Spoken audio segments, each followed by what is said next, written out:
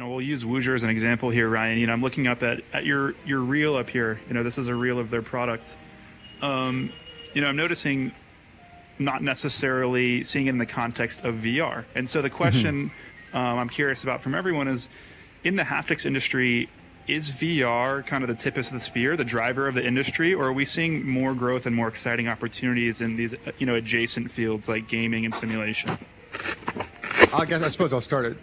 I think that haptics is a super important part of VR, particularly when we're talking about, I don't know really how to differentiate, but we call ourselves audio haptics in that we are entirely audio triggered. The things that are being done by the other companies on this panel are absolutely crucial to immersion, like haptic displays and textures and force feedback, and these are all like absolutely instrumental to the growth of VR and immersive haptics.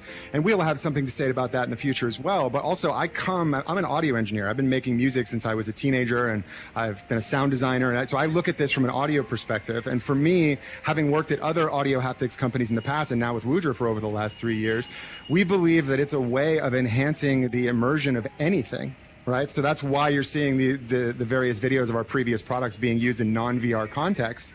And so, haptics was interesting for VR in the early days, as I'm sure many of you recall. Like when I got my first DK2, many of the experiences didn't even have audio.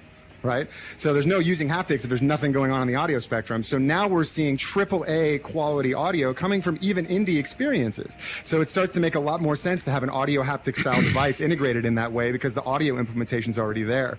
So also you're going to have a great experience. I mean, I spend half my time in my Woozr vest playing PC games, not in VR. Like I spent a bunch of time with Valorant recently, and that has some of the best audio implementation I've ever heard. And I felt like I had a sixth sense playing that game, because of just a simple audio implementation going into the haptic device. So I think that it is a crucial part of both audio haptics and the wider world of haptics in VR and instrumental, but I think that our product and products like ours have something to say in a larger space.